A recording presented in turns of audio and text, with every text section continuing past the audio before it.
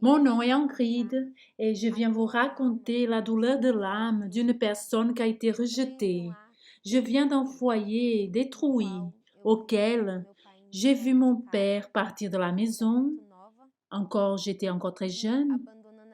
Il a abandonné ma mère, moi et mes trois frères. Et dans cela, sans aucune condition, ma mère pour nous élever, parce qu'elle était au chômage, la solution qu'elle avait trouvée a été de nous mettre, nous les enfants, faire la vente des chocolats à la rue, moi et mes trois frères. Et à partir de là a commencé ma frustration, le sentiment d'abandon, de voir mon père partir de la maison et aussi de voir ma mère en train de nous mettre dans cette situation-là. Alors, ce fut ainsi que j'ai développé la rage et là, je suis devenue un enfant dépressif et avec beaucoup d'amertume. La douleur du rejet s'est transformée en rage et la haine grandissait de plus en plus contre ma mère. À cause du mépris, à cause des paroles, des malédictions, j'ai commencé à projeter la mort de ma mère dans ma tête. Une nuit, j'ai attendu qu'elle puisse s'endormir pour prendre un couteau et la tuer. Et c'est lorsque, plus tard, avec d'autres coups, je suis allée dans le conseil de tutelle, où je suis restée dans un abri. Et cela me frustrait de plus en plus et la dépression, elle grandissait, le vide, l'amertume. L'envie que j'avais, c'était de mourir. Je pensais que si j'allais mourir, ma souffrance terminait.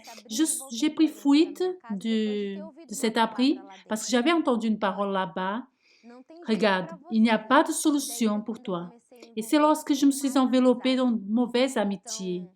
Alors, je me rassemblais avec un groupe d'amis et chaque soir, on allait dans les arrêts de bus pour aller voler les personnes qui retournaient du travail, les personnes qui retournaient de l'école.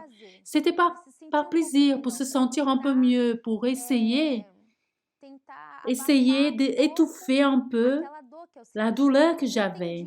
Je ne comprenais pas pourquoi j'avais la tristesse, pourquoi j'avais les pleurs que j'avais dans les nuits. C'est lorsqu'une nuit, dans une fête, j'ai mélangé drogue et alcool. Et là, j'ai perdu connaissance.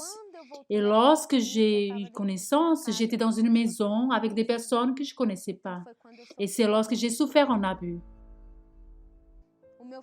Mon fond de puits a été lorsque je suis montée dans le parapet pour me tuer, parce que je ne voyais plus. Je ne voyais plus solution pour ma vie. C'est lorsque j'ai monté cette hauteur pour me jeter. J'ai pas réussi. J'ai pris des médicaments, j'ai avalé. Je n'ai même pas eu de sommeil. J'ai pris un couteau pour couper mes veines. Ça n'a pas coupé. Et c'est lorsque je me suis assise dans un carrefour, dans la rue, et j'ai regardé vers le ciel et j'ai dit, pourquoi que je passe par cela? Si le Seigneur existe, pourquoi je souffre autant? Je n'ai pas demandé de naître.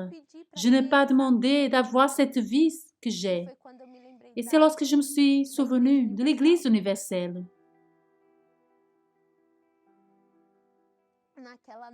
Dans cette nuit, à l'église, je me suis assise au salon, j'attendais que la réunion commence et je regardais vers l'autel et je pleurais. Je pleurais sans arrêt. Et lorsque la réunion a débuté, je suis ressortie différente, transformée. Je suis allée dans la rue et je parlais avec moi-même. Je riais et je parlais. Je me disais, il semble que je vais voler parce que tout le poids que je portais, que je chargeais, il a été enlevé. Et je ne comprenais pas. C'est à partir de là qu'a commencé le cheminement de la foi. Le dimanche, je suis retournée à l'église, j'ai assisté à la réunion. Et là, j'ai commencé à faire les chaînes de prière de vendredi, de délivrance. J'ai commencé à lire le livre Orixás, Caboclos et Guides. Et à partir de là, j'ai commencé à comprendre qui était le responsable de ma souffrance, d'où venait toute la souffrance que j'avais. Et j'ai commencé à comprendre que ce n'était pas ma mère, Mais c'était le mal qu'utilisait ma mère une fois. C'était pour me faire du mal. Et j'ai compris que j'avais besoin de pardonner. J'avais besoin de pardonner ma mère. Alors, c'est lorsque j'ai libéré le pardon à ma mère. J'ai pardonné ma mère. Je n'ai jamais eu avant courage de parler avec elle d'une façon intime. Mais un jour, je lui ai dit, Mère, tu me pardonnes? Et elle n'a pas compris pourquoi que j'avais parlé cela. Et plus tard que j'avais demandé pardon à ma mère, c'est lorsque j'ai décidé aussi de me faire baptiser dans les eaux, de laisser la vieille créature que j'étais, la vieille Angride. C'est lorsque je me suis fait baptiser dans les eaux et c'est lorsque aussi j'ai commencé à chercher plus de Saint-Esprit. Et chaque soir, j'entendais la parole amie de l'évêque Macedo et il parlait. Vous avez besoin de naître de Dieu, vous avez besoin. Je me rappelle d'une qui m'a beaucoup marqué, une parole. Il disait le suivant, vous avez besoin d'avoir l'ADN, vous avez besoin de l'avoir, l'ADN de Dieu.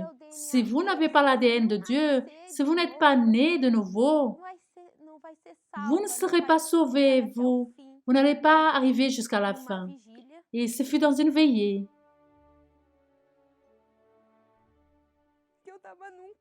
Que j'étais dans un coin contre le mur et je n'ai pas eu d'émotion, je n'ai pas eu une sensation, mais j'ai entendu la voix, je suis ton père, le père que tu n'as pas eu. Et j'ai eu paix. Là, à l'aube, j'ai su ce que c'était avoir la paix et l'assurance que je n'étais plus seule, mais qu'il y avait quelqu'un avec moi. Et après ce jour, tout a été différent dans ma vie. Mais là, j'avais un Père céleste. J'ai commencé à avoir l'ADN de lui, comme l'évêque parlait souvent. Il n'y a pas comment expliquer, il n'y a pas une sensation, il n'y a pas quelque chose que vous pouvez décrire. Qu'est-ce que c'est le Saint-Esprit? Qu'est-ce que c'est avoir la vie à l'intérieur de vous? Le trou que j'avais à l'intérieur de moi, je ne sais plus qu'est-ce que c'est cela. L'Angride qui était remplie d'amertume, de rancœur, haine. Aujourd'hui, je suis une Angride que je sais pardonner. J'ai appris à pardonner. J'ai la paix à l'intérieur de moi. Je dors très bien la nuit. Aujourd'hui, j'ai des bons yeux envers ma mère. Aujourd'hui, je fais partie du groupe social éducatif, que c'est un travail avec des mineurs et dans les abris. Et aujourd'hui, j'ai une famille. Moi qu'avant, je regardais les familles, j'étais jalouse. Aujourd'hui, j'ai ma famille qui est bénie dans la présence de Dieu. Ma mère, elle est dans la présence de Dieu. Le Saint-Esprit, mon salut, c'est mon espérance. C'est ce que me fait lever chaque jour. C'est le sourire de ma vie, de mon visage. Il y a des personnes qui des fois me demandent, vous êtes tout le temps en train de rire. Mais c'est à cause du Saint-Esprit. C'est lui qui est ma joie. Il est mon consolateur, il est mon ami.